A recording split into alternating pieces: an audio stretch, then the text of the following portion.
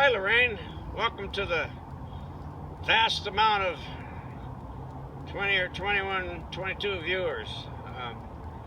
I was just talking to Lorraine, and I was getting something for the glasses, and I had just come back from the surgery. I had a thing on my nose, and I was showing her the video of it. Anyway, I don't know if you can see it, but if I can get to the camera part, but yes, you'll have to go back and view Herb Monster to see what this was all about. Anyway, I was talking to her about it and showing her about it.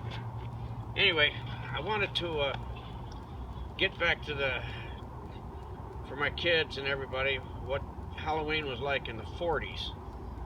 But before I get to that, you see this banana thing? See behind me? There's my neighbor's Filipino, and the property's like almost 100 feet wide and almost 500 feet long, but they took a chunk off the back, so it's for the 100-year flood channel. So anyway, so these bananas, I get a hammer and a chisel, and I whack, whack, whack, 3 whacks, and you pull off a little fan of about 15, 14 to 12 to 16 bananas in a fan.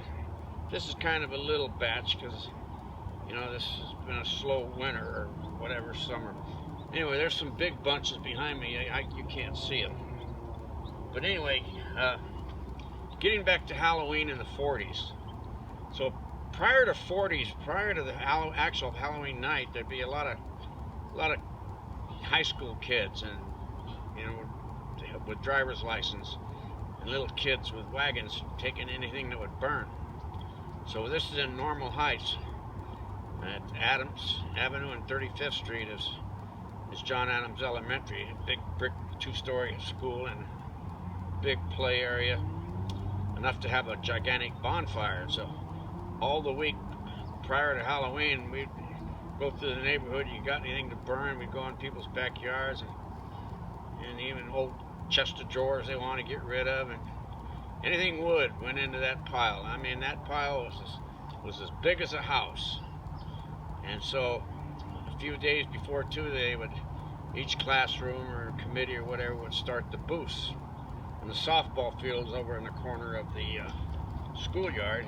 So at home, so they have booth after booth after booth going down the first baseline, and then booth after booth after booth going up the third baseline. So there's big, gigantic area, you know, not like anymore. I've never even been to a carnival lately where there was much of anything there, but this was a big deal back then. I must have been 15 booths this way and 15 booths that way. And back then we had what was called Beggar's Night, and I haven't found anybody that remembers it but me. You see, everybody, you want to go up and spend your time at the Halloween carnival, you know, that big bonfire, you know, it was great. And so the day before Halloween was always called Beggar's Night.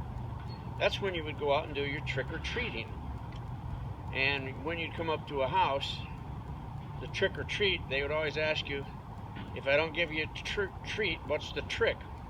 And so we always had a bar of soap in our pocket. So anybody at home wanted to wash their face and hands, they'd have to wait till after the carnival, or after we get home on Beggar's Night, because we'd say, well, the trick's gonna be we're gonna soap your screens. And with a bar of soap, you can mark it just like writing on their screen doors, screens to the windows. And I just now noticed the sun has hit the lens on the camera, little bottom left-hand corner, so I don't know what that's doing to it. So anyway, we go out and trick-or-treat. What are you doing here? Well, this is Beggar's Night. Beggar's Night, I've never heard of it. Well, some people, most of the people knew. But as the Halloweens grew and grew, less and less people knew about Beggar's Night, so they always questioned you. Well, it's because so we can spend Halloween up at the carnivals, we won't have to spend our time out trick-or-treating. We go have fun at the carnivals in the big bonfire. Oh yeah, so I think it finally wore I don't know how long we trick-or-treated, and I don't know how long before Beggar's Night fell off, but we're talking back in the 1940s now. And so at Halloween, we'd have these big, gigantic grocery sacks. They were bigger than nowadays.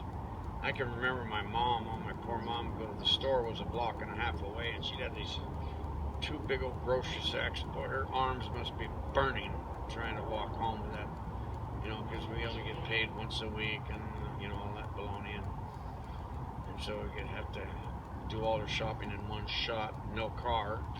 My mom never did drive. They tried to teach her one time, but or two or three times. But she does not want to drive a vehicle.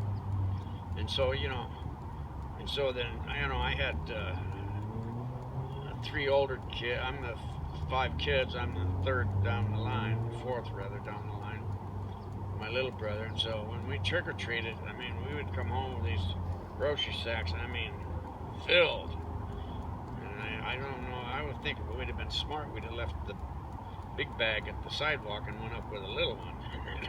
See us coming to the door with, yeah, you could give me some candy. I don't want to give you any candy. And I hope this is taken. I see the sun is full on the camera now. But anyway, that's what Halloween was like back in the 1940s. We had a good time, and it was just super great. You didn't have to worry about anything. And the candies, they wasn't like the candy today.